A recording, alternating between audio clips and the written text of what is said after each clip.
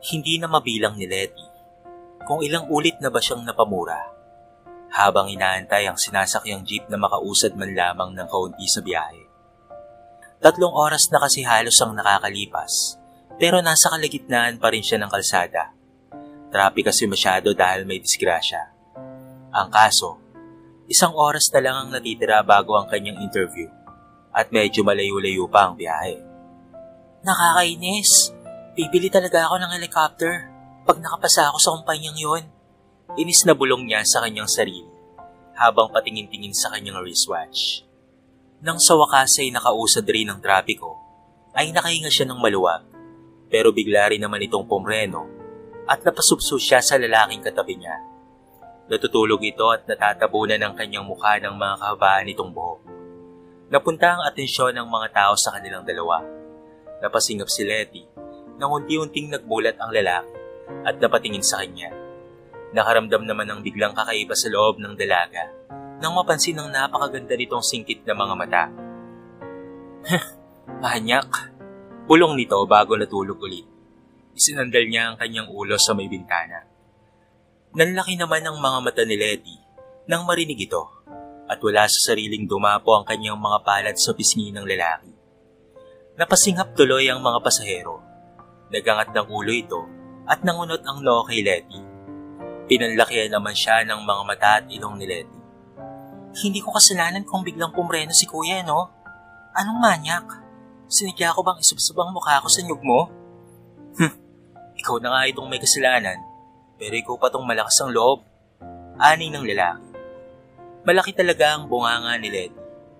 Kaya naman hindi nagpapatalo ang kanyang bibig pagdating sa pakikipag-argumento. Lalo na kung alam niyang tama siya. Hoy, istisong hilaw na hinulma sa perpektong kulay ng demonyo. Akala mo naman kung sino ka.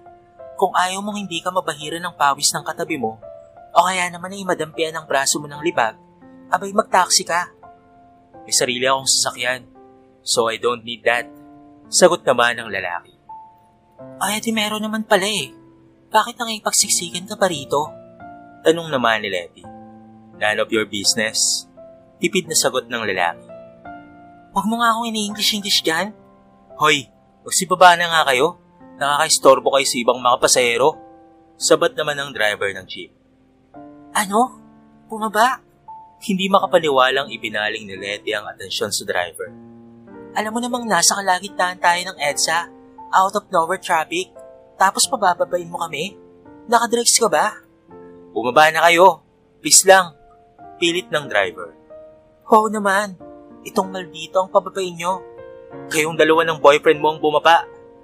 Nangunot ang noo ni Letty at napatingin ulit sa lalaki. What? Ito boyfriend ko?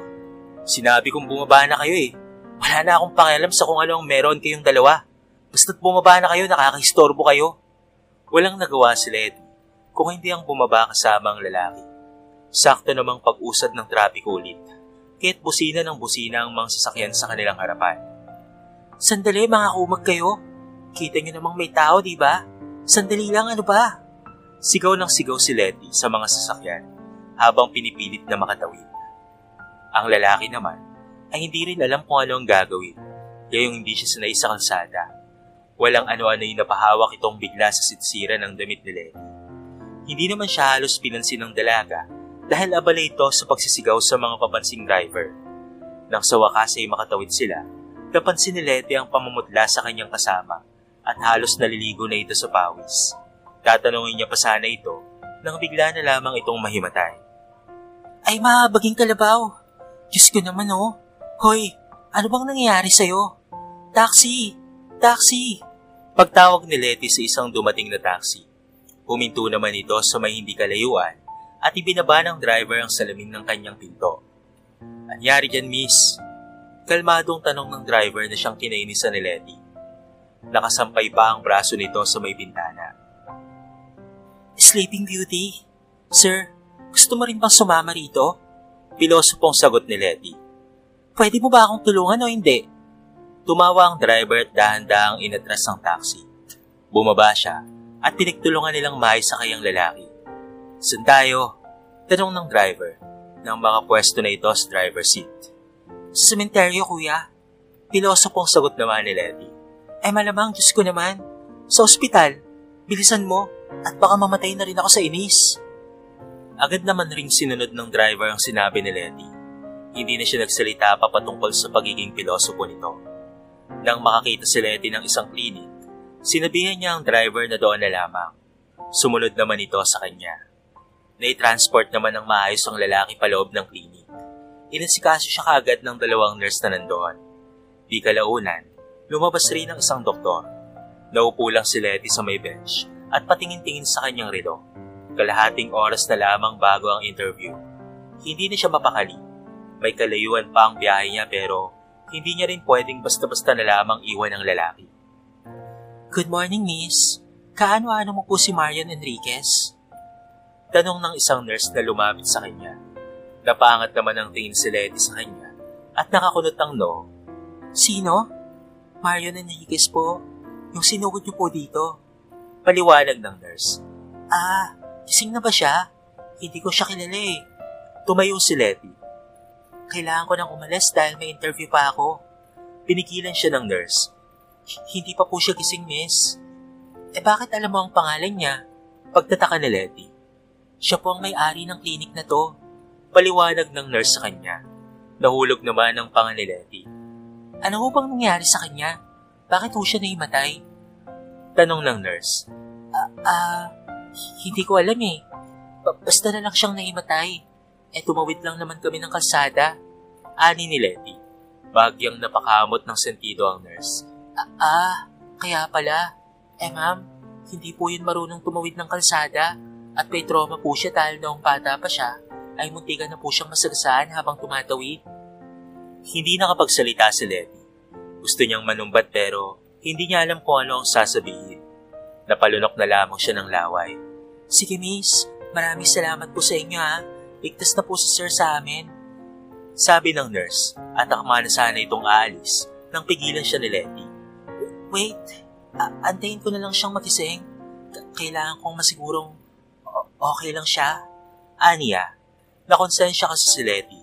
Sa loob-loob niya, kung hindi dahil sa kanya, ay hindi mangyayari yon.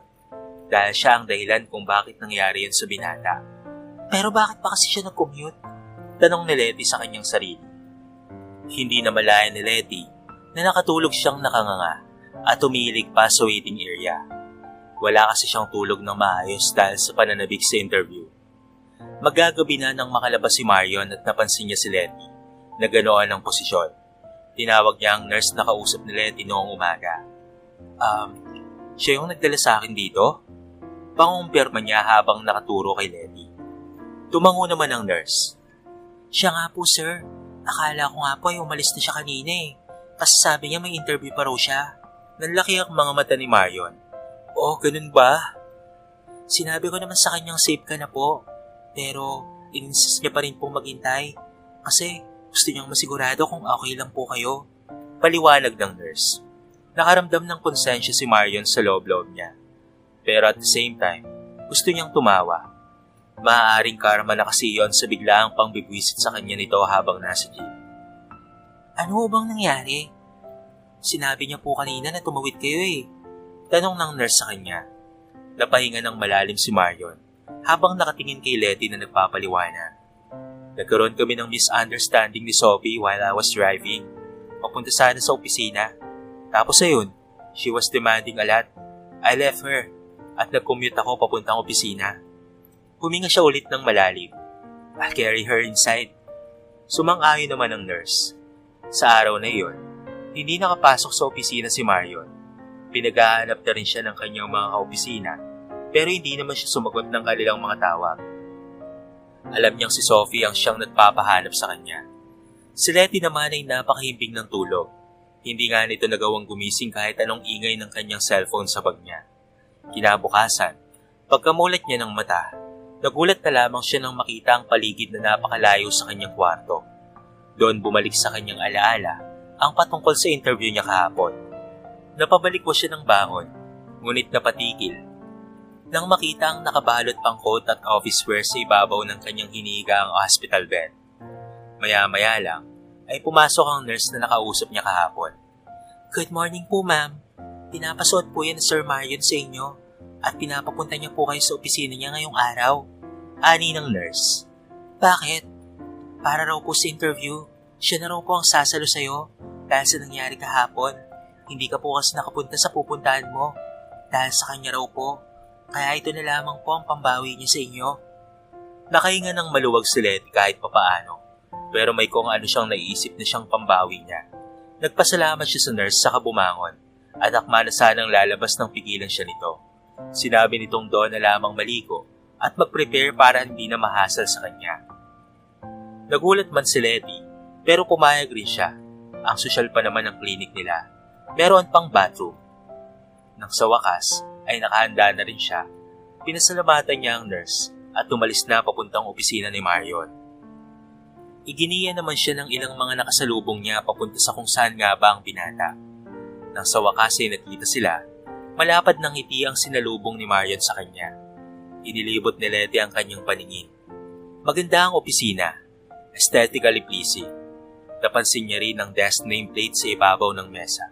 Nakalagay dito, ang Marion Enriquez, Chief Executive Officer ng Emmy Enterprises. Ikaw ang mag-interview sa akin? Nakataas kilay ni Letty na nagtanong. Umiling naman si Marion. Malamang, ang HR. Pero no need for that. You're hired. Nanlaki ang mga mata ni Letty nang marinig iyon galing sa binata. Unti-unting lumiwanag ang kanyang mukha. Talaga, sir? Nakangiting tumangutang naman si Marion. Napatalon-talon naman sa tuwa si Letty at muntikan niya pa itong yakapin. Since may kailangan rin akong puntahan, I need you with me. Kinuha ni Marion ng susi ng kanyang sasakyan na nakasabit sa lalagyan at diretso itong binato kay Letty. Nasapol sa ilong ang dalaga pero hindi siya pinansin ni Marion. Nagdire-diretso lamang ito papalabas. Ano to? Bakit ako nagdadala ng susi mo? Para saan to? Sunod-sunod na tanong ni Letty habang sinusundan si Marion. Nakangising sumagot naman si Marion. You're hired. Pero hindi ko naman sinabing kung ano ang trabaho mo. Follow me. Nagukuluhan naman si Letty sa kung ano ang trabaho niya talaga. Dumiretso sila sa elevator at bumaba sa may parking lot. Pindutin mo kung nasaan ang kotse ko. Utos ni Marion sa kanya. Sinunod niya naman ito kahit nakakulot ang kanyang noo. Ay, panty ni Maria Clara. Gulat na bulalas ni Letty nang marinig ang pagtunog ng sasakyan sa harapan niya. Hinampas niya ng malakas si Marion. Sira ulo ka talaga. Tumawa naman si Marion. Bakit? Okay na ngayon. Inis na tanong ni Letty. You'll drive me. Kahit saan ako magpunta. That's your job. Ani ni Marion. Lalaki naman ang mga mata ni Letty. Ano? Well, hindi ko nga di ba sinabi kung anong trabaho mo? Yeah, this is it. Paliwanag ni Marion. Kumulo ang dugo ni Letty. Sinikawan niya ito. Sira ulo ka nga talaga. Nag-apply ako sa matinong kumpanya kahapon, pero hindi ako nakapunta dahil sa'yo. Tapos ito ang isusukli mo sa akin? How dare you? Napangisi si Marion. 50K a month. Natigilan si Letty nang marinig ang offer ni Marion. Hindi ako papayag. Alam mo bang maganda sana ang 100K a month? Napalunok si Letty. Maganda. Umirap si Marion. Fine. 120K a month with bonus today. 60K and of course, I'll process everything for you. How about that? Humugot ng hininga si Letty. Look, I like the offer but hindi ako marunong mag-drive. Bumagsak ang balikat ni Marion. Fine, I'll teach you. 200K a month with a bonus of 100 ngayon. Ano, deal? Nakangiting sabi ni Letty. What? Kunot ng noong napatingin si Marion sa kanya. Tumaas ang kilay ni Letty. Or just hire me as your secretary with higher incentives. Fine. Itis na pagsang-ayon na lamang ni Marion. Lumapad ang isi ni Letty, saka nagpatiunang pumasok sa may driver's seat. Inis namang sumunod si Marion at tumupo na sa may passenger seat. Tinuruan niya si Letty sa pag-ooperate ng sasakyan at mabilis namang natuto ang dalaga. Ang kaso nga lang, parang pagong ang bilis ng pagpapandar ni Letty ng sasakyan. Bilis-bilisan mo naman oh, importante rin itong nilalakad ko. Angel ni Marion sa kanya. Di ikaw na mag-drive. May lakad ka nga pero nakarelay ka sa baguhan mong driver na wala pang lisensya. Sigaw na naman sa kanya ni Letty. Huh? Then you're not going to get your bonus today. Banta ni Marion. Eh di kainin mo yung bonus mo. Papilaukan ka sana. Inis na sagot ng dalaga. Nagpalit ng pwesto ang dalawa, pero bangayan pa rin sila ng bangayan hanggang sa makaabot silang dalawa sa isang mamahaling restaurant. Inutusan ni Marion na maghintay si Letty sa loob ng sasakyan dahil pupuntahan niya ang girlfriend niyang naghihintay sa loob. Hindi naman sana papayag si Letty, pero wala siyang nagawa. Pumasok naman na sa loob si Marion at sinalubong ang kanyang nobyang si Sophie sa kanilang laging pinipwestuhan. Makalipas ang halos isang oras, ay nainip na si Letty sa kakahintay. Gusto niyang magliwaliw pero wala naman siyang contact number ni Marion. Kailangan niya itong puntahan sa loob. Nagantay pa siya ng kalahating oras pero hindi pa rin lumalabas si Marion. Padabog siyang lumabas ng kotse at pumasok sa restaurant. Hinanap nito si Marion. Nakita niya naman kaagad dito sa may malapit sa bintana. May kausap itong babaeng nakatalikod sa kanya. Lumapit siya rito. Excuse me, Sir Marion. Magpapaalam sa... Sophie? Letty? Marion, bakit kilala mo siya? Bulalas ni Sophie sa kanyang nobyo. Nagulat naman si Marion. Bakit magkakilala kayo? Pabalik nitong tanong. Hindi siya pinansin ng dalawa. Tumayo si Sophie at malapad ang iting hinarap si Letty. What a surprise! Matabang nasabi ni Sophie. Oo, sarkastikong sagot naman ni Letty. Bumaling siya kay Marion. Hindi ko alam, sir, na mahilig ka pala sa mga itsapwerang nilalang. Nangunot ang no ni Marion. How dare you to speak that way to my girlfriend? Tumaas ang kilay ni Letty. Girlfriend. Tumingin ulit siya kay Sophie. Kaya pala ang lakas ng loob mo. Matunog nang umisi si Sophie at nag-cross arms. He's my boyfriend, yes. So better back off. Itinulak nito si Letty ng bagya. Kumulot naman ang dugo ng dalaga. Kung tulad mo lang akong walang respeto sa lugar, pinigusan na kita. Timbagang nitong sabi kay Sophie bago ito lumabas. Naiwan namang naguguluhan si Marion, pati ang girlfriend niyang galit na galit. What the hell was this? Tanong ni Marion kay Sophie. Imbes na sagutin siya, ay sinampal siya nito bago umalis. Gulong-gulo man ang isip at hindi alam kung ano ang meron. Nagbayad na lamang si Marion saka lumabas at pumunta sa parking lot. Wala nga lang roon si Letty. Napamura siya dahil dito. Hindi niya alam kung hanapin ba niya ito o ang kanyang girlfriend. Pumasok siya sa loob ng sasakyan niya at takma na sana nitong papaandarin nang makita niya sa side mirror si Letty na naglalakad papalayo. Mabilis siyang bumaba at tinawag ang dalaga. Huminto naman ito at napatingin sa kanya. Nakakulot ang no nito. Bakit ka ba umalis? Kita mo namang driver kita, hindi ba? Ungot ni Marion. Tapos ano? Aawain ako ng girlfriend mong demonya?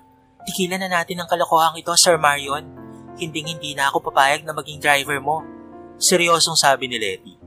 Nagulat si Marion sa kanyang turan. What? No, hindi mo dapat gawin yan. Buhay ko to, Sir Marion. Kaya ako ang masusunod sa kung ano ang gusto ko. Quits na tayo. Nagawa ko na ang responsibilidad ko sa sa ospital at naperwisyo mo na rin ang buhay ko. Sigaw ni Letty sa kanya. Nangilid ang luha nito. Hindi mo alam kung gaano ka-importante ang trabaho yan para sa akin, sir. Pero makasarili ka. Anong tingin mo sa akin? Isang babae na walang pinag-aralan? At gusto mo akong maging isang driver mo lang? College graduate ako, Sir Marion. Hindi ko sinabing ganun ka. Hindi mo na kailangan pang sabihin dahil kitang-kita naman sa klase ng pagtrato mo sa akin. Tuluyang nabasag ang boses niya. Goodbye, Sir Marion. Have a good life.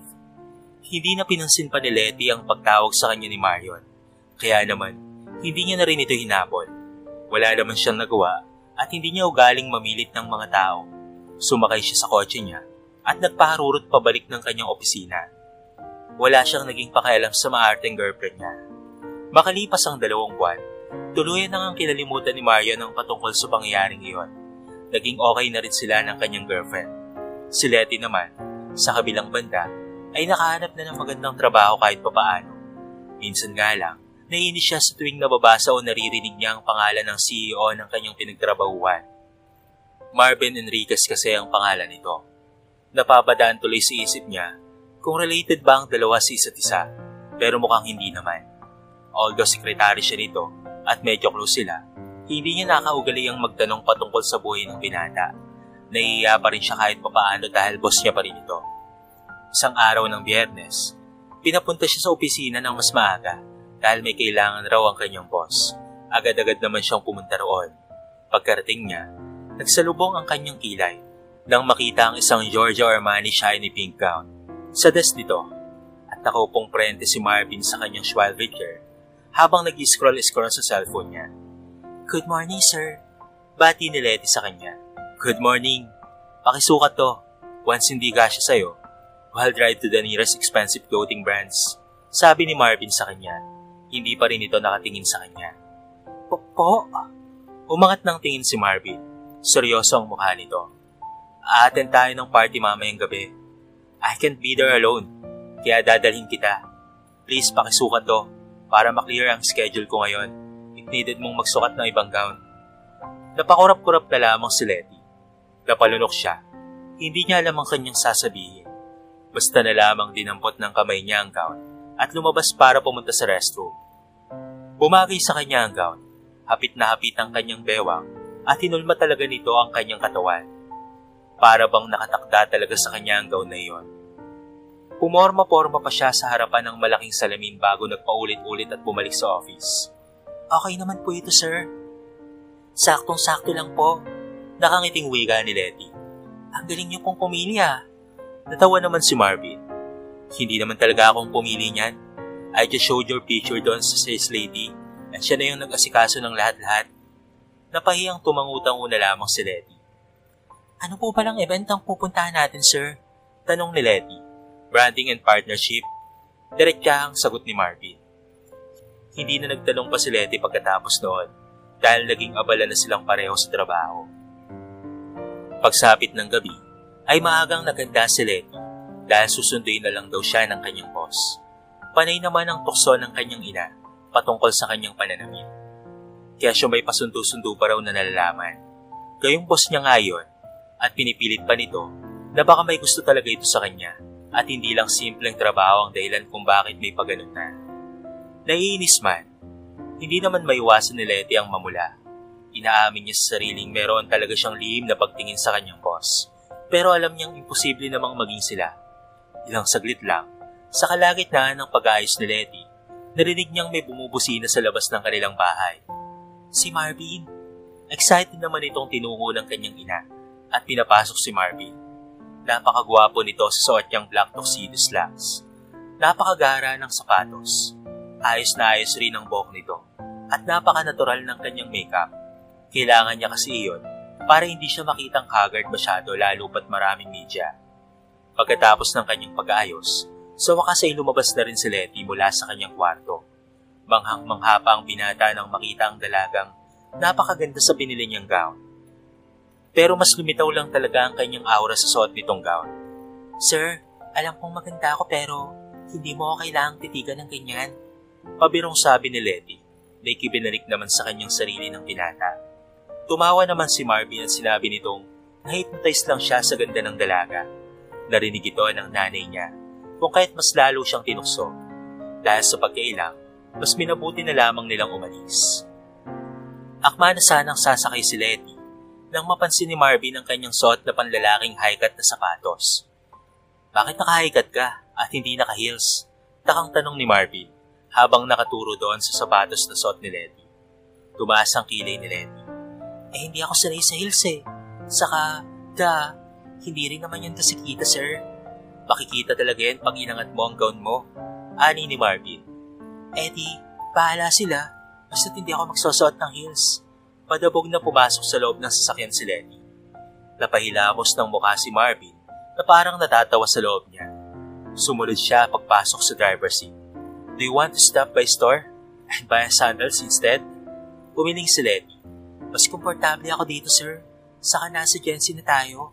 Walang rules sa kung ano ang pananamit." Letty, we're in a formal event." Pagpipilit na pagpapaintindi ni Marvin.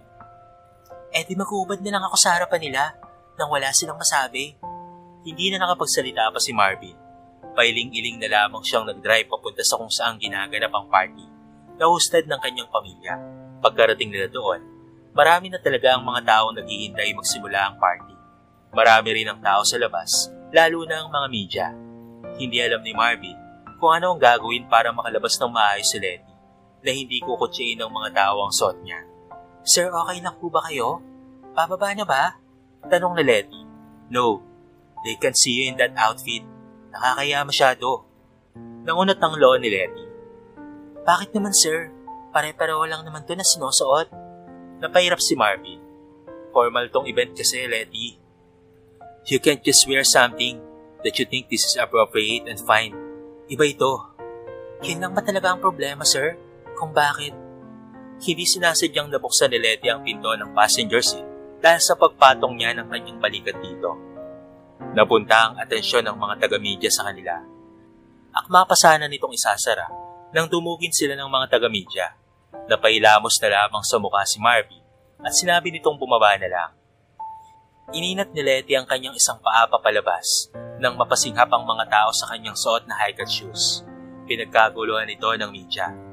Kunot noon naman niyang ibinalik ang paa sa loob ng kotse. Please let her out. We're about to get late. Saway ni Marvin sa kanila. Bakit ganyan ang style mo? All shoes ba yan? Hindi ka ba binilan man lang ng sandals ng boyfriend mo? Sino ka exactly? Ang cute ng style mo. Nang marinig yun ni Letty, lumapad ang kanyang ngiti at ibinalandra lalo ang kanyang mga paa na nakasuot ng panglalaking high-cut shoes. Marami ang nagtanong pa sa kanya at sinagot niya naman ang mga ito ng maayos kasama ang aura patungkol sa kanyang inimbentong passion. Nang sa wakas ay nakuha siya ni Marvin, binuwas siya ng binata at dumiretsyong papasok ng walang pakialam sa mga medyang nagkakandara pa na interviewin sila. Pawis na pawis ang dalawa nang makapasok. Diretso siya naman itong ibinaba bago magpakita sa mga tao. Inayos-ayos nila ang sarili bago huminga ng malalim at pinabuksan ang main door. Namangha si Letty nang makita ang napakaraming tao. Pare-parehong elegante ang kani-kanilang mga suot. At pansin na pansin ang pagiging formal ng event. Talaga namang napakalinis. At napaka-organize sa loob. Sa totoo lang kasi, hindi pa siya naka-attend ng ganitong klase dahil hindi naman siya sanay sa buhay mayaman.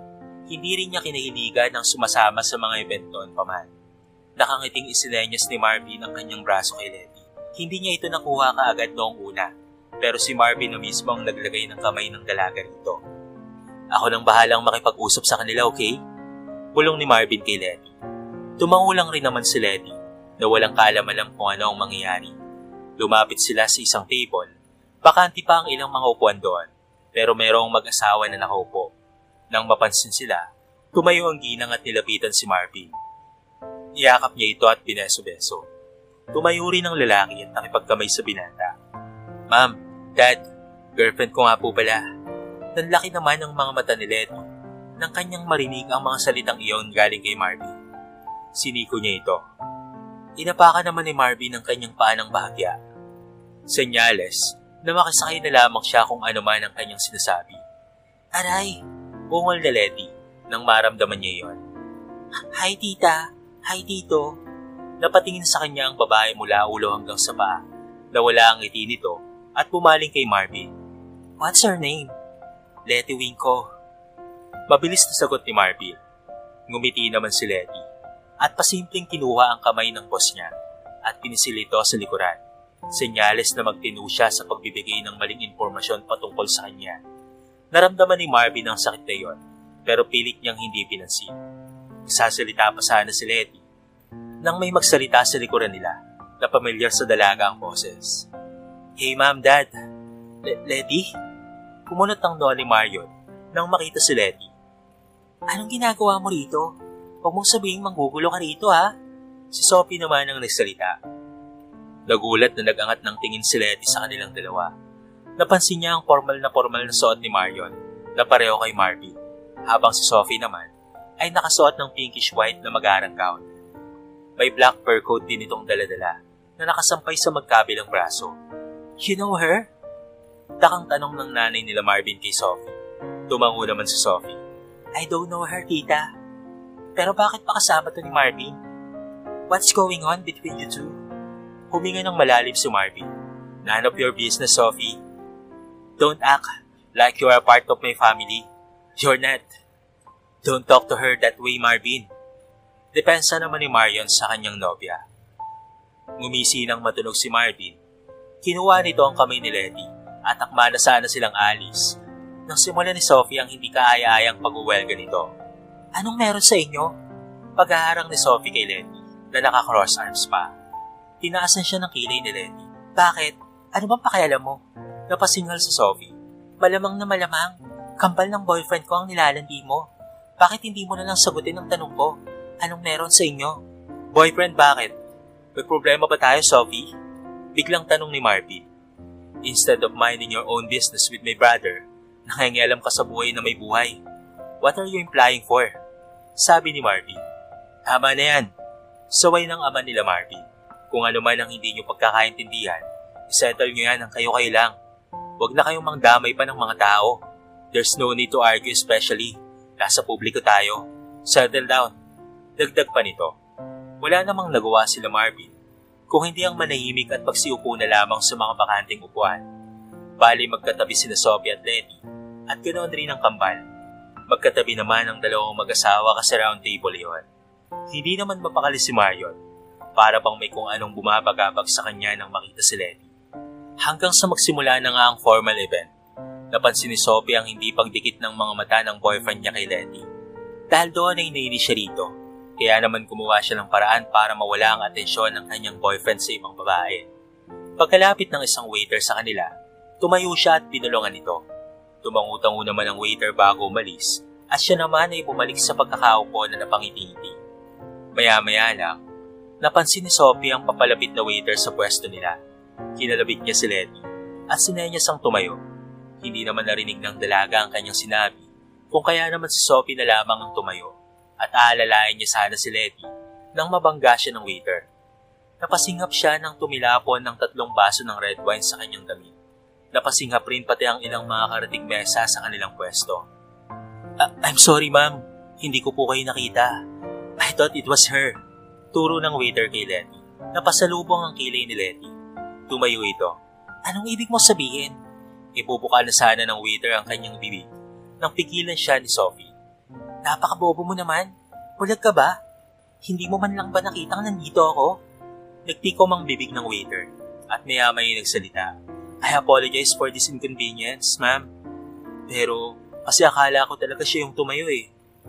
I'm sorry pero may kung ano ka bang binabalak sa akin? Tanong ni Letty sa kanya. Natutop ng waiter ang kanyang bibig nang kanyang mapagtantong nadulas siya. Tungkol sa ipapagawa sana ni Sophie. Huwag ka nang magsalita. Banta ni Sophie sa waiter. Kinakabahan ito. Speak. Utos ni Marion. Tumayo ito at nilapitan ang kanyang nobya. Nagidla si Sophie nang ang boyfriend niya na mismo ang siyang nagutos. Para bang nanginig bigla ang kanyang kalamnan at gusto na lang hilahin si Marion papalis. Inutusan niya po akong kumuha ng red wine at ibuhos ko raw po sa kanya. Nanginig ang boses nitong itinuro si Sophie. Pamukhain ko lang daw pong aksidente, sir. Gumuhit ang hindi makapaniwalang mga mukha ng mga tao sa karating mesa. Nangunot ang mga noo ng nasa kanilang pwesto, lalo na si Letty. Tumayo siya ng dahan-dahan. Ramdam ang hindi kaaya-ayang atmosfera. Para bang mas lalong kinabahan si Sophie sa kanya. Napayakap siya kay Marion pero hindi siya pinalampas ni Letty. Mariing sampalang inabot niya rito. Wala akong ginagawa sa'yo, Sophie. Pero kung makaasta ka, para namang inago ko ang buhay mo. Ganyan ka ba kabobo? Para hindi makaintindi sa kwentong meron tayo? Bumukas ang sobrang galit ni Letty sa kanyang boses. Nawala ang Letting kilala ni Marvin at Marion. Napalitan ito ng mabangis at malamig na aura. Ganyan ka na ba talaga kadesperada ng atensyon? Ayaw na ayaw mo talagang malalamangan? Nanginginig na ang boses ni Letty. Halos lahat ay natahimik. Hindi pa man nagsisimula ang party, ay nagkalat na ang flash ng mga kamera habang nakatayo ang tatlo. Hindi nakapagsalita si Sophie. Wala siyang nakuwang mga salita sa dila niya. Nakayakap lang siya kay Marion na para bang gustong lumubog sa mga bisig nito. Tumayo si Marvin at lumapit kay Letty. Hinawakan niya ang kamay nito. Sa susunod, matuto kang magkulong ng mga hayop, Marion. Nakakaya ka. Hinawakan nito ang kamay ni Letty at agad silang umalis. Walang ano-ano'y bumitaw si Marion kay Sophie at sinundan ang dalawa. Pagkalabas ng main door, minabuti niyang nakawi ng isang kabay ng dalaga na siyang nagpahindukin na Marvin at Letty. Kunot daw silang nagkaharap-harap. Anong ginagawa mo? Tanong ni Marvin sa kakambal habang nakatingin sa kamay niyang nakahawak kay Letty. Bitawan mo siya. Hindi mo siya pag-aari. Ikaw ang bumitaw. Utos ni Marion. Matunog na napangisi si Marvin. Didn't you hear? She's my girlfriend. Tumingin si Marion kay Letty. Totoo ba ang sinasabi niya? Napalunok si Letty at umiwas siya ng tingin. Hinayaan niya ang kanyang kamay sa dalawang lalaki. Boyfriend ko siya. Pagpuputol ni Letty kay Marion. Kaya bitawan mo na ang kamay ko. Hindi mo pag-aari yan. Napaawang ang labi ni Marion. Naramdaman ni Letty ang unti-unting pagluwang ng hawak ni Marion sa kanya. Hindi niya alam kung bakit, pero para bang may kung anong kirot sa loob-loob niya. Nang sa wakas, ay bumitaw ang binata. Napalunok siya ulit. Let's go! Ani ni Marvin saka sila naglakad papalayo. Nilagpasan si Marion na nakatulala. Nang makapasok sa loob ng kotse, sinampal na Letty si Marvin. Nangunot ang noo ng binata. Bakit mo ginawa yun? Bakit mo sinabing girlfriend mo ko? Kahit hindi naman. Alam mo bang napakalaking epekto nito sa akin? Lalo na kung malaman nilang isa akong dilangkaw at hindi ang sinabi mong apelido. Bulalas ni Letty sa kanya. Umaagos ang mga luha nito. Gusto ko lang namang magtrabaho ng matino, Sir Marvin. Wala naman akong gusto kung ano. Gusto ko lang mabilhan ng gamot ang nanay ko at hindi mangarap maging isang controversial na babae. Naintindihan mo ba yon? Nakatingin lang si Marvin sa kanya. Ramdam niya ang sakit ni Letty. Pero hindi niya nagawang makapagsalita. Dapat ay natuto ka naman sanang magtanong muna kung okay lang ba sa akin ang ganito. Hindi porket boss kita, bahala ka na lang kung ano ang gusto mong gawin sa akin. Hindi ako isang bayarang babae na ipapaigtis ang sahod kapag gusto ng boss kong ipalabas na isa akong girlfriend. Kahit hindi naman totoo. Naiintindihan mo ba? Dagdag pa ni Letty. May kasama itong hikbi at singhot. Napahiya niya masyado ang sarili niya. Kaya dapat malaman niyo ni Marvin. Letty, bukas na bukas. Seryoso ang mukha ng dalaga. Magre-resign na ako sa'yo. Letty, huwag mo akong maleti-leti dyan. Sa ngayon, wala na tayo sa trabaho. Kaya wala akong pakialam kahit anong itawag ko sa'yo.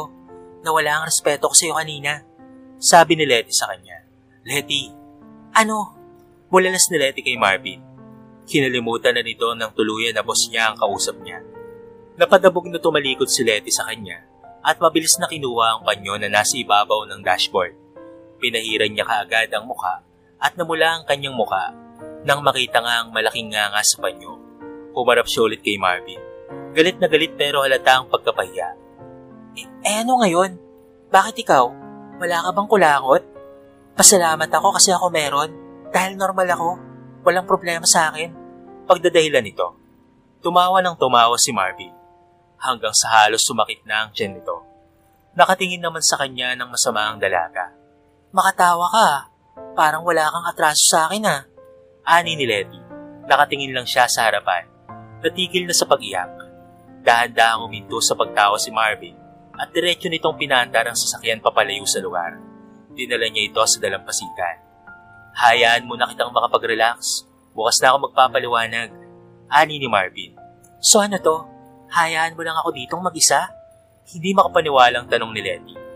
Natatawang umiling naman si Marvin. Hindi pero ikaw lang ang lalabas. I'll give you several minutes para makapag-isip. Tapos balik ka na lang ulit dito kapag okay ka na. Natigagal si Letty. Napangiti siya sa loob-loob kahit papaano. Sumang-ayon naman siya sa bumaba. Nagliwaliw na muna siya sa may dalampasigan. Suot ang gown habang iniisip ang patungkol sa buhay niya. Maya-may may nakita siyang nagtitinda ng alak at pati na rin barbecue sa di-kaliwan. Walang paalam siyang nagpunta roon. Si Marvin naman ay tinatawagan niya ang kanyang kapatid na si Marion at kinausap ito. Lumabas siya ng kotse at pumunta sa isang lugar kung saan may malakas-lakas na signal. Mahigit isang oras rin ang lumipas bago pa man makabalik si Marvin sa kanyang kotse. Pagtingin niya sa loob, napansin niyang wala pa rin si Letty. Napapakamot siya ng ulong umalis at hinanap ang dalaga. Ilang saglit pa'y dumating si Marion. Nakita niya ang kotse ng kapatid pero nakaramdam siya na wala ito sa loob dahil nakapatay ang backlight. Lagi niya kasing pinapailawan na yon pag nasa loob siya. Hinanap niya ito sa mga nagtitinda ng barbecue. Nakita niya itong nakatayo sa may isang mesa habang merong kausap. Napamilyar niya naman ito kaagad. Kung titignan sa malayo si Letty, ay lasing na talaga ito.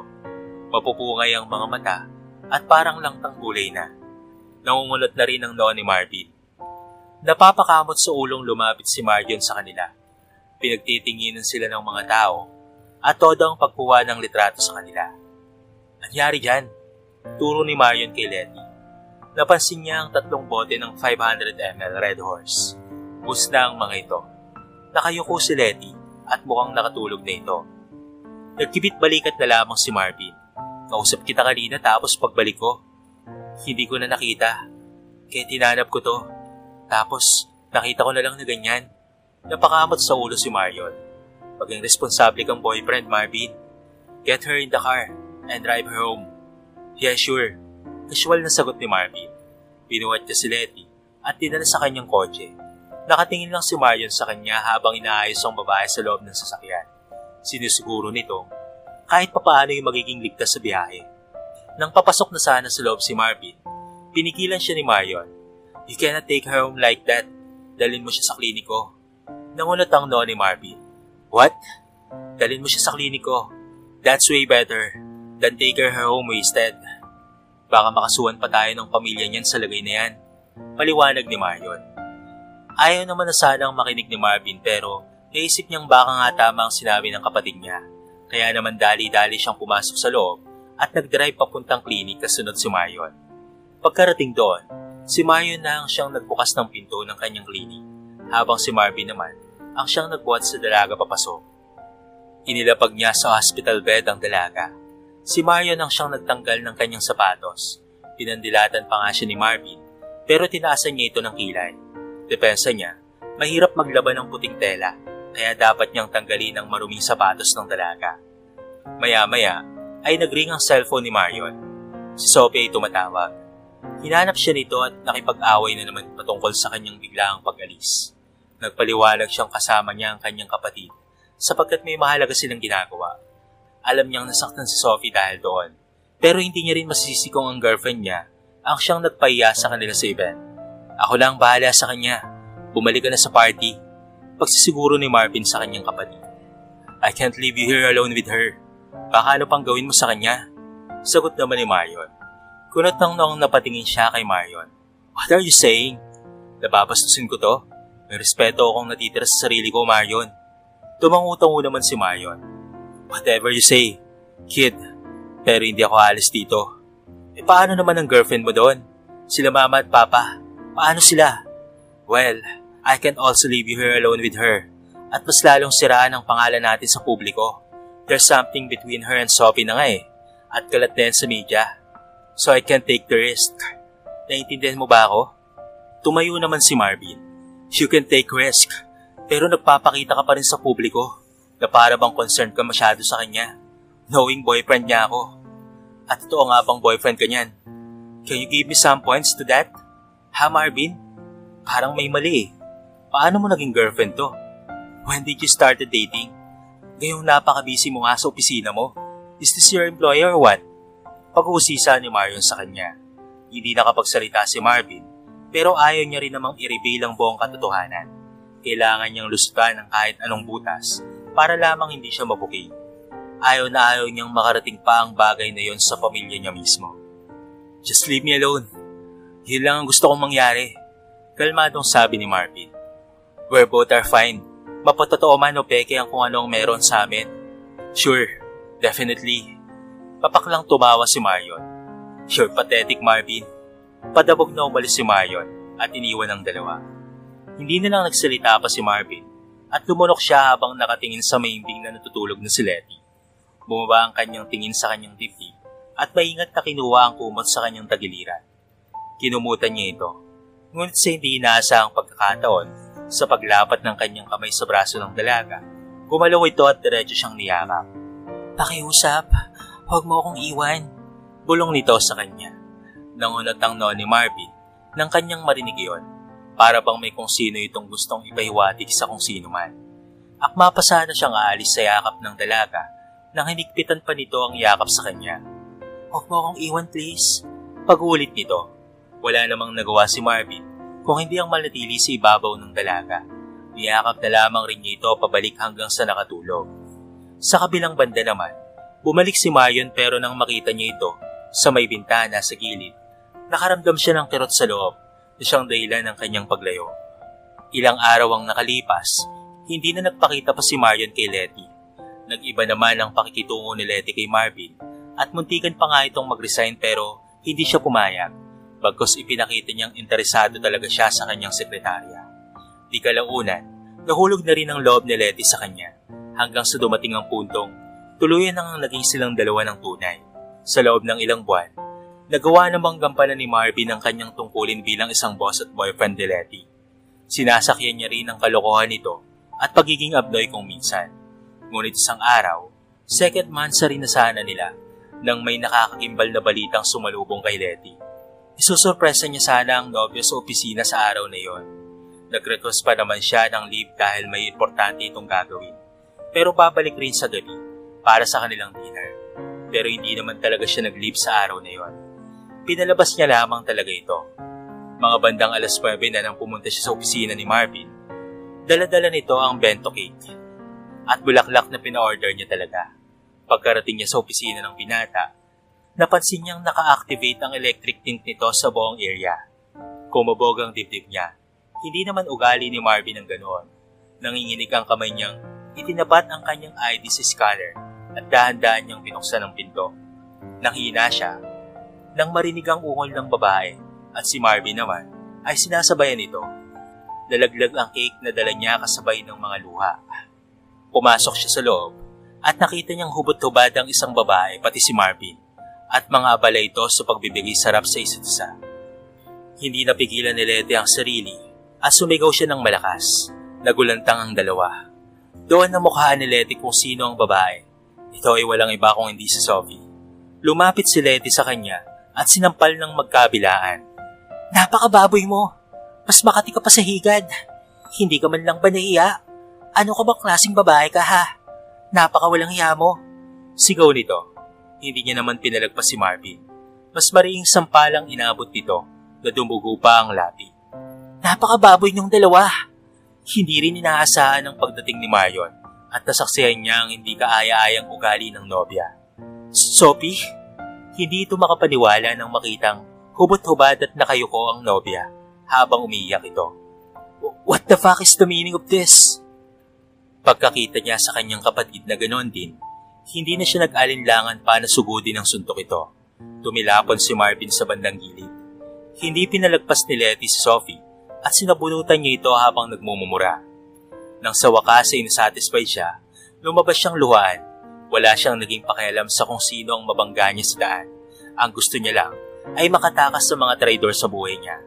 Sa kanyang pagtakas sa mga taong dumurog sa puso niya, muntikan pa siyang mahulog sa hagdan dahil sa labo ng kanyang paningin. Mabuti na lang at may humapit sa bewang niya na siyang nagligtas kay Letty sa kapahamakan. Huwag kang magpapadala sa emosyon mo. Nandito ako and I'm sorry. Pulong ng pamilyar na boses sa kanya. Hindi nakagalaw si Letty nang kanyang marinig iyon. Alam niya ang boses na iyon. At kahit para bang panandalian lamang ang kanilang panahon, nararamdaman niya ang pagiging komportable at kalinawan ng buhay niya sa lalaking iyon. Hinayaan niya ang kanyang sariling umiyak ng umiyak sa bisig ng lalaking kasama niya. Niyakap lang siya nito at umupo silang dalawa sa hagdan. Mabuti na nga lang at walang nagdara ang mga tao. Hindi na malayan ni Letty na nakatulog na pala siya. Pagkagising niya ay nasa loob na siya ng kotse ni Marion. Napatingin siya sa driver's seat at nandun naman si Marion pero tulog din ito. Dahan-dahan siyang umusog at pinagmasdan ang mukha ng binata. Doon niya napagtanto ang mahaba nitong pilikmata na perpektong kurba ang kilay. May pagkakrook pero matangos na ilong at reddish pink na labi. May maliit siyang mga nunal sa kanyang pisngi pero napaka-cute ng pagmasdan. Napangiti si Letty pero hindi niya inaasahan ang pagbuklat ng mga mata ni Marion. Nanlaki ang mga matang napatras ito at aksidenteng napindot ang beep button. Ay malinding kalabaw! Sigaw nito at agad din naman umusad pero pagkausad niya, sa labi ng lalaki ang kanyang diretsyo. Nanlaki ang mga mata ni Letty. Sorry! Agad siyang humiwalay. Napangisi si Marion. That's okay. At least ako lang ang nakahalik sa'yo. Paano na lang kung taxi driver ang nahalikan mo? Nangunot ang noon ni Letty. Pumesto siya sa passenger seat. Tara na nga. Namumulang sabi. Saan naman? Kahit saan. Sagot naman ni Letty. Bar o club? Ngising tanong ni Marion. Napatingin sa kanya ang dalaga. Kunot ang noo nito. Okay bar? Hindi nagpatumpik-tumpik pa si Marion at agad naman niyang pinaandar ang kotse para pumunta sa paborito niyang club. Doon kasi siya madalas tuwing may problema siya sa trabaho o kaya naman kay Sophie. Halos 2 oras din ang inabot ng kanilang biyahe bago pa man nakarating kahit walang kung anong ipakita. Diretso na siyang pinatuloy ng guard kasama si Letty. Halos wala pang tao sa loob. Tanghali pa lang rin kasi pero walang pakialam si Marion. Nag-order na siya kaagad ng pwede nilang pagsaluhan ng kanyang kasama. 3 shot pa lamang, pero lupay-pay na si Letty. Sayaw na siya ng sayaw sa kanyang pwesto. Nakikisabay sa tugtog. Wala siyang pakialam kung ayos ba o hindi ang kanyang ginagawa sa harapan pa ng isang CEO. Nakatingin lang sa kanya si Marion. Gusto man niyang tawanan ito, pero hindi niya magawa. Parang tingin niya ay masayang kasama rin ang kanyang nabingwit. Nag-request siya na palakasin ng tugtog at hindi naman ito pinalagpas na Letty. Tumayo siya at sumayaw-sayaw sa harapan ni Marion. Napapatingin na lamang ang bartender sa binata, pero sinenyasan niya na lamang itong hayaan na lamang dahil may problema. Nang mapagod, umupo ulit si Letty sa counter. Nakaharap siya kay Marion at may konting pagewang-gewang na nagsasalita. Alam mo, napakagwapo na sana ng kapatid mo eh. Kaso ang landi pala, hindi ko lubos nakalain na ang tao sobra kong minahal ay ganun pala ang gustong mangyari. Hindi mo lang alam, Marion. Pero, kahit na matagal na kami, hindi niya pa rin ako nagalaw. Kasi ayoko. Ayaw na ayaw ko ng ganun. Gusto ko simbahan muna. Mahal na mahal ko siya pero, hindi ko kayang ibaba ang fight ko. Sabi nito. Kahit pa man halata sa kanyang pagiging lasing, ramdam na ramdam ni Marion ang sakit sa loob-loob niya. Mahal na mahal ko siya. Nagsimulang tumulo ang kanyang mga luha. Mahal na mahal ko siya, Marion. Pero bakit nagawa niya akong lokohin ng harap-harapan? Bakit? Bakit saman-sari pa namin? Humahagulgol na ang dalaga. Hindi magawang makatingin ni Marion ng diretso sa dalaga. Pati siya ay nahihiya sa pinagagagawa ng kanyang kapatid. I'm so sorry about my brother. Hindi ko rin akalain na gagawin niya yun sa'yo. At ang malala pa, ay girlfriend ko pa ang siyang naging kalaguyo niya. Napailing-iling ito. I'm really sorry. Tumawa naman si Letty. Girlfriend mo? Si Sophie? Mas tumawa siya ng malakas. May atraso yun sa pamilya ko. Hindi mo lang alam. Nangunot ang noo ni Marion. Anong ibig mong sabihin? Tumawa na naman si Letty pero may kasama na itong sakit. Naging kabit siya ng tatay ko. Tapos ngayon, naging kabit din ng boyfriend ko. Ang hayop na yun. Walang kwentang tao yun, Marion. Nanlaki ang mga mata ni Marion. Anong kabit? Tumingin sa kanya si Letty. Makinig ka sa akin ng mabuti, Marion, ha? Ikikwento ko sa iyo ang mga nangyari. Napalunok si Marion. Hindi niya alam kung handa ba siya sa mga sasabihin ni Letty. Hindi siya nagsalita. Basta niya na lamang hinayaan ang dalaga na magkwento ito. 3 taon na ang nakakalipas. 4th year college noon si Letty. Madalas hindi talaga siya nakakauwi sa kanila dahil sa layo ng bahay. Kaya naman nagrenta na lamang siya ng boarding house malapit sa kanilang paaralan. Ngunit isang araw, nagpasya siyang umuwi ng walang pasabi. Biglaan lang din kasi iyon at saktong hindi na siya nakapag-online para tawagan man lamang ang kanyang ina o ama. Pagkababa niya ng bus sa tapat ng kanilang bahay, biglang kumabog ang dibdib niya sa hindi malamang dahilan. Nakaramdam siya ng may kung anong panganib. Napatingin siya sa lumang kurtina ng kanilang bahay sa tapat, kung saan siya bumaba. Mas lalo namang kumabog ang kanyang dibdib.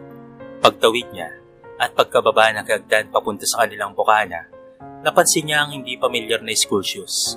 Pambabae ito. Wala ang tsinelas ng kanyang ina. Paniguradong nasa palengke na naman ito at nagtitinda ng kakanin. Daan-daan siyang pumasok. May narinig siyang boses ng babaeng hindi pamilyar sa loob ng kwarto ng kanyang ama't ina. Nasisiguro niyang hindi ito ang kanyang nanay. Pinakinggan niyang maigi sa may pintuan. Hindi niya naman inaasahan na sunod na pangyayari. Sophie, bulong ng kanyang ama kasabay ng pag-ungol. My name sounds wonderful kapag ikaw ang nagsasabi. Malinding sabi ng babae. Kasunod doon, ang pag-ungol nilang dalawa. Nanghina ang mga tuhod ni Letty. at biglang nanalaitay ang kilabot sa kanyang katawan. Hindi niya napigilan ang sarili at pinilit na matanggal ang kahoy na lock sa loob habang nagsisisigaw. Nagulantang naman ang dalawa sa loob ng kwarto at sinubukan itong pigilan ng kanyang ama. Pero parang gutom na hayop si Sophie na ayaw niyang pigilan ang nararamdamang sarap. Saway ng saway ang ama ni Letty, pero hindi siya nito mapigilan.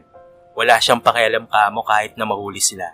Hanggang sa tuluyang mabuksan ni Letty ang pinto at tumambad ang hubot-hubad ng katawan ng kanyang ama at ni Sophie na nakakostyum pa.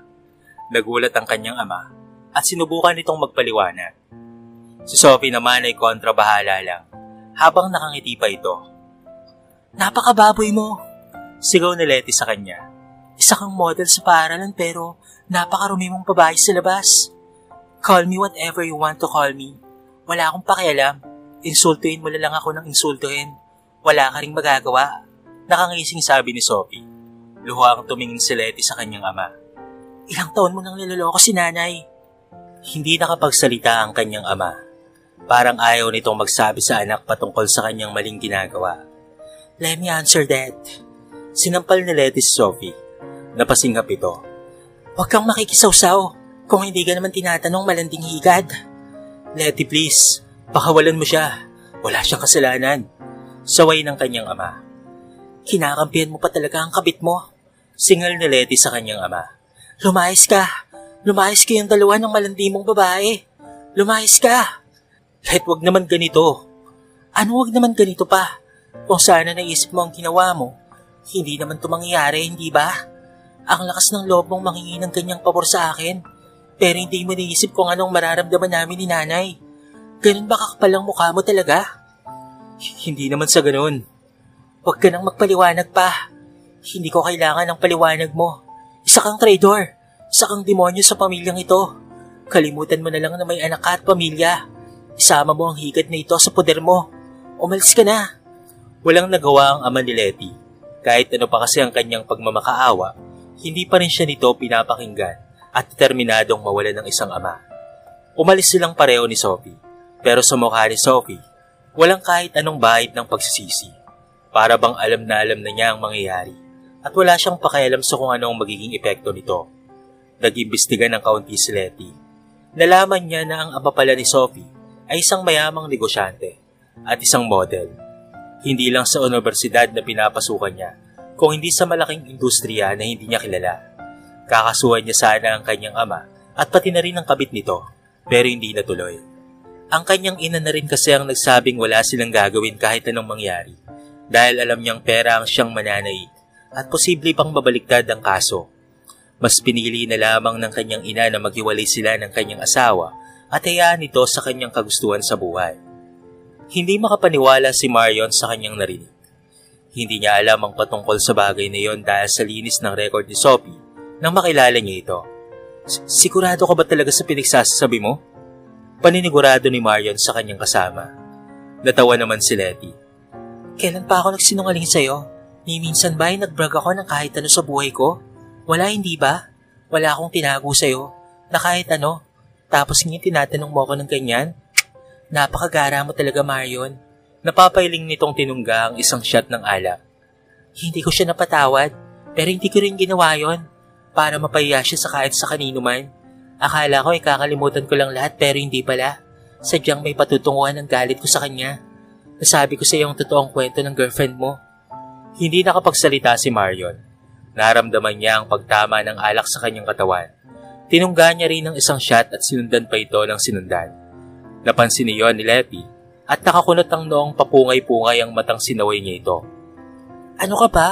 Huwag kang masyadong magdrama. Baka hindi tayo makauwi." Saway nito. "Wala akong pakialam. Nasaktan din ako, Letty. Kaya hayaan mo ko." Napataas ang kilay ni Letty sa kanya. "Oh, so parang nasaktan ka doon sa sinabi ko? Pero parang baliwala sa iyo yung nakita mo kanina? Ganun ba yun, ha? Marion, parang nonchalant ka lang, ha? Maliban lang doon sa pagsuntok mo kay Marvin." Inaksyonan pa ito ng dalaga at natawa. Natawa lang si Marion sa kanya. Nagpatuloy ang kanilang inuman hanggang sa pareho na nga silang lasing ng sobra. Kinabukasan, nagising na lamang si Letty sa sikat ng araw. Masakit sobra ang kanyang ulo. Napaungod siya at pinakiramdaman ang sarili. Nanlaki ang kanyang mga mata ng mapagtantong hubot-hubad na siya at tanging ang kumot lamang ang nakabalot sa kanya. Napatingin siya sa kanyang katabi. Ito ay walang iba kung hindi si Marion. Dahan-dahan niyang itinaas ang kumot sa katawan nito at nakitang wala rin itong dami. Napatingin siya sa paligid. Hindi ito pamilyar, parang nasa isang kondo sila. Nang mapagtanto ni Letty kung ano ang posibleng nangyari sa kanila noong gabi, napasigaw siya ng malakas na siyang nagpabalikwas ng bangon kay Marion. Napatingin siya kay Letty na halos mabaliw na sa kanyang tabi. Nanlaki ang mga mata nitong piningot ang binata at hinarap sa kanya. Hinawakan niya ng maigpit ang magkabilang pisngi nito. Nakakunot naman ang noo ni Marion. Pakasalan mo ako! Pakasalan mo ako! Ha? Bakit naman? Ano bang meron? Takang tanong ni Marion. Pinilit niyang makawala sa maigpit na hawak ni Letty. Demonyo ka! Pakasalan mo ako! Kinuha mo ang dignidad ko! Sigaw ni Letty sa kanya. Nagugulan naman si Marion na napatingin sa kanya hanggang sa dibdib at napatras ito na para bang nakakita ng multo. Napalunok siya. Walang nangyari sa atin. May nangyari man na wala. Pakasalan mo ako. Nakita mo na ang dibdib ko. Natulog akong kasama ka na hubad-hubad. Nakita mo na kung paano akong malasing. Lahat-lahat. Kaya pakasalan mo ako. Napaka-OA mo naman. Sinampal siya ni Letty. Hindi ako OA, no? Pakasalan mo ako, kung hindi, ipapakulong kita. Paano mo naman ako ipapakulong? Gagawa ko ng paraan para makulong ka kung hindi mo ako papakasalan. Paano? Stop! Pakasalan mo ako. Wala akong pakialam sa kung anong mangyari. Basta't pakasalan mo ako. Wala namang nagawa si Marion kung hindi ang gawin ng kagustuhan ng dalaga. Agad niyang kinontak ang sekretary niya para ipahanda ang dapat na ipahanda para sa kanilang kasal. Hindi niya alam kung magiging tama ba itong desisyon niya, pero siguro ay kakayanin naman niya at mapapamukha niya rin kay Sophie na nagkamali siya ng desisyon. Napag-usapan nilang dalawa na aabutin muna ng kahit isang buwan na agwat bago maganap ang kagustuhan ni Letty. Kailangan pa nilang masiguro ang mga bagay-bagay. Pumayag naman si Letty kahit papaano. Sa pagka-uwi ni Letty sa kanila, nadatnan niya si Marvin na nag-aantay sa kanya sa labas, pero hindi niya ito binigyan ng pansin. Sinabihan niya ang kanyang ina na tumawag na lamang ng pulis dahil kung hindi pa rin ito umalis, ay papadampot niya ito. Hindi naman pumayag ang kanyang ina at siya na lamang ang nakiusap kay Marvin na hayaan na lamang muna ang anak. Tuluyan na ngang nag-resign si Letty pero hindi pa rin siya tinatantanan ni Marvin. Kung minsan ay nagpapadala ito ng pera sa kanya at tinatanggap naman ito ni Letty. Hindi dahil sa gusto niyang makuha siya ulit ng binata, kung hindi dahil sayang din naman iyon. Binigay na kaya naman hindi niya na ito ibabalik pa. Di kalaunan, nagawang makapag-ipon ni Letty at pareho silang umalis ng kanyang ina sa kanilang lugar. Kahit papaano ay naging maayos din ang kanyang karamdaman, nasanhi ng depresyon matapos silang maghiwalay ng kanyang asawa.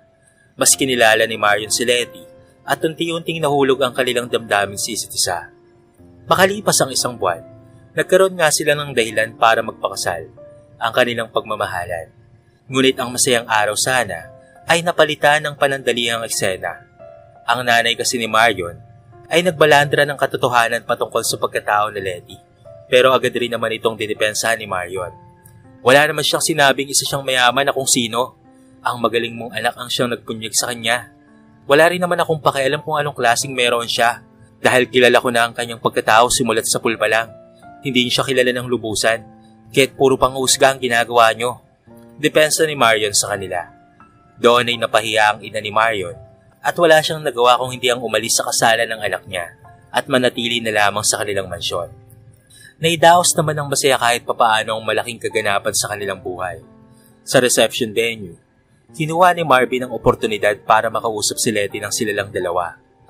Ay no, mali ang nagawa ko, Let. Alam kong masakit at nasaktan ka. I'm really sorry. Hindi ko rin naman akalain na ganun ang mangyayari. Ani ni Marvin sa kanya.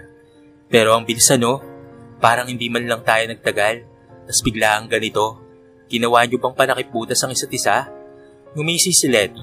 Siguro ganun na nga, kung tutuusin, kasi ginamit namin ang isa't isa para makalimutan ang kademonyang ginawa niyo sa amin. Pero alam mo, kung anong magandang nangyari, nagmahalan kami at mas naging masaya kaysa kasama ka. Nawala ang iting iyon ni Marvin at nilagpasan naman siya ni Letty. Naramdaman niya ang pagkadurog ng kanyang puso at pati na rin ang kanyang pagsisisi. Magmula nga noon ay naging matiwasay na rin ang buhay ng dalawa. Walang naging balita patungkol kay Sophie, pero ang sabi-sabi, isinama siya ng kanyang ama sa Amerika at doon na namuhay. Ilang buwan matapos ang kanilang kasal, nagbunga ang kanilang pagmamahalan. Nagbuntis si Letty sa kambal. Babae at lalaki yon. Sila ang siyang naging dahilan ng pagpapatibay lalo ng relasyon ng dalawa. Alam mo, kung hindi mo nahalikan ng ano ko sa jeep, hindi tayo magkakakilala, sabi ni Marion kay Letty. Isang araw habang nasa bakasyon sila, hinampas naman siya sa balikat ng asawa. Saraulo ka ba? Si dinami-rami nang nangyari. Yun pa talaga ang naisip mo? Pwede rin naman na yung hospital ka dahil sa akin. Hindi ka marunong tumawid eh. Tumawa naman si Marion. Marunong akong tumawid pero may phobia lang ako. Pareho lang yon. Huwag ka nang magpaliwanag pa. Kahit pagbalik-balik na rin pa natin ang mundo, hindi ka pa rin marunong tumawid. Alam mo bang gusto kong tumawa nung sinabi ng nurse sa akin na hindi ka marunong tumawid? Pag-aalala ni Letty. Well, at least, we ended up together. Pag-iiba ng topic ni Marion at tinalikan niya sa pisngi ang asawa. I love you, Letty Enriquez. I love you more, Marion Enriquez. Kuminsan talaga, may mga bagay na hindi natin inaasahan na meron palang purpose sa buhay. Yung akala nating wala ng pag-asa, meron din palang isang butas na pwedeng palakihin para makatakas. Ang buhay, kuminsan na hindi pareho sa gusto nating mangyari. Pero mas masarap pa ito sa inaasahan natin.